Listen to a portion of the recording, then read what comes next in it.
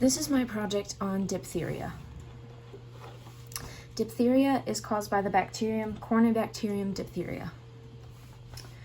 It can be cultured on many different types of agar, and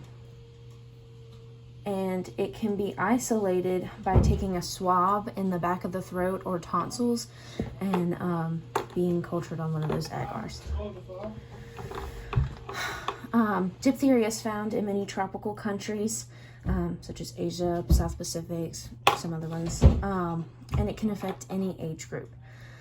It is also transmitted by respiratory droplets, which is just coughing or sneezing, just around other people. It causes diseases because the toxin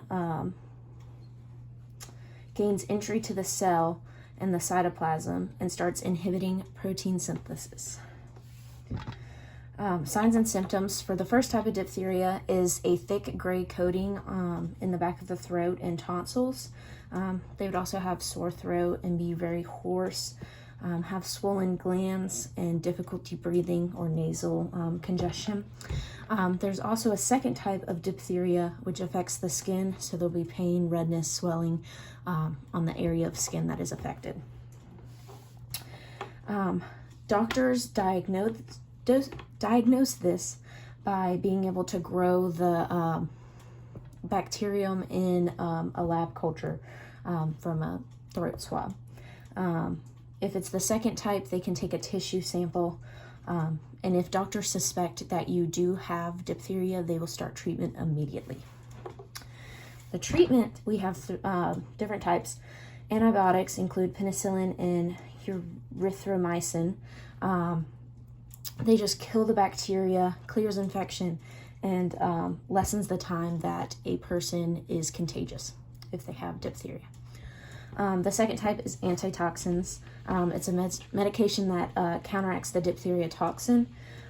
It's an injection into the muscle, but we have to make sure that the patient is not allergic to the antitoxin before we administer it to them, because anaphylaxis is a real thing and it sucks.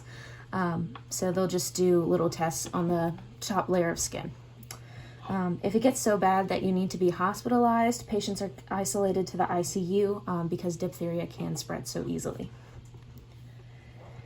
Prevention. So there's a diphtheria vaccination that we can get, but if you are exposed to diphtheria and you're not testing positive yet, a doctor may prescribe an antibiotic that can prevent the development of diphtheria.